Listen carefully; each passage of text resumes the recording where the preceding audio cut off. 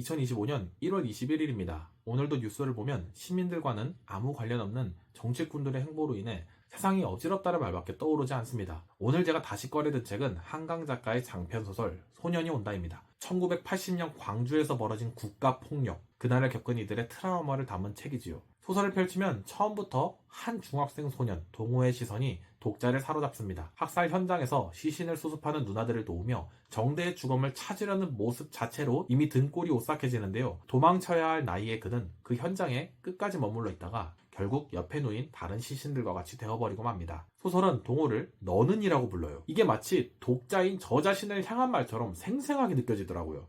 이건 독자인 여러분의 문제이기도 하다라고 말하는 듯 했습니다. 여러 인물들이 차례로 얽혀드는 군상극처럼 펼쳐져 있는 책인데요. 시민군으로 총을 들고도 당기지 못하는 사람들, 고문과 성적 폭력을 당하게 되기까지 인간으로서 모든 것이 송두리째 부서진 여성들, 그리고 사랑하는 자식을 잃고 내가 뭔가 했어야 했나? 하고 있는 소년의 어머니까지. 그런데 사실 소년의 어머니는 꽤나 담담해 보이게 말을 쏟아놓습니다. 너무 처절하면 오히려 울음조차 마른다는 걸 보여주는 걸까요? 그런 점에서 독자편에서 더욱 눈물을 쏟을 수밖에 없는 대목이기도 했습니다. 저는 책의 초입부터 너는 어떻게 할 거니에 빠져가지고 각 시점들 하나하나로부터 이 질문과 저 자신을 같이 놓고 비교하지 않을 수가 없었습니다. 그리고 이런 내용들은 바로 요즘 같은 혼란스러운 시국과 더욱 겹쳐 보이게 되는 것인데요. 정치는 어떻게 시민들을 배신할 수 있는지, 그때 억울하게 되는 건 늘 누군가의 평범한 가족들이 된다는 사실을 생각해보게 되었습니다. 우리는 이런 주제들을 자연스럽게 하나씩 체감하게 되는 것입니다. 한강 작가의 책들이 읽기 쉽지 않은 이유는 장마다 시점이 바뀌고 과거와 현재 사이의 시간순이 뒤죽박죽이고 잔혹한 묘사들은 너무나 현실적이라 몇 줄을 넘기기가 버거울 때가 있기 때문인데요. 물론 그래도 이 책은 가장 대중적으로 쓰인 책 같기는 합니다.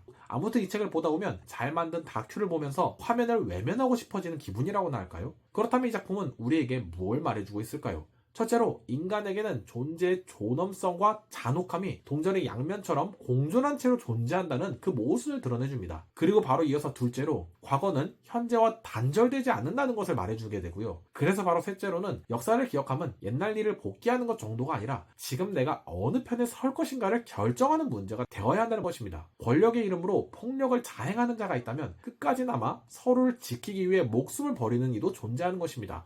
바로 그런 모순 위에 우리가 서서 그렇다면 이제 우리는 누군가는 이미 동호처럼 총검 앞에 있는데 나는 저 멀리 편하게 구경만 하는 것은 아닌지 돌아보고 과거로부터 온 나는 현재 어디에 있어야 할지를 말해주는 것이 바로 이 소설의 핵심이 아닌가 하는 거죠. 바로 총평을 말씀드리면서 마무리해보겠습니다. 이 소설은 강렬한 역사적 현장감을 숨김없이 보여주면서 각 인물들을 조각조각 파고들어요. 읽을 때마다 가슴이 꽉 막히고 장마다 시점과 대상이 달라 휙휙 넘어가기도 어렵지만 바로 그 넘어가지 못하게 하는 감각에 이 작품의 진짜 힘이 담겨있는 듯합니다. 특히 권력의 문제에 우리 같은 평범한 시민이 어떻게 휩쓸리고 파괴될 수 있는지 적나라하게 깨닫게 해주고요. 그리고 마지막 장을 덮고 나면 너는 어쩔래라는 질문을 피할 수 없게 만드는 것입니다. 이제 우리는 현재를 넘어 미래를 지키는 사람들의 이야기로 나아가야 할 것입니다. 집단적 기억을 함께 형성해 나가도록 이 책을 여러분들께도 권해드리고 싶습니다. 여러분은 어떻게 생각하시나요? 소년이 옵니다. 다시 또 소년이 옵니다.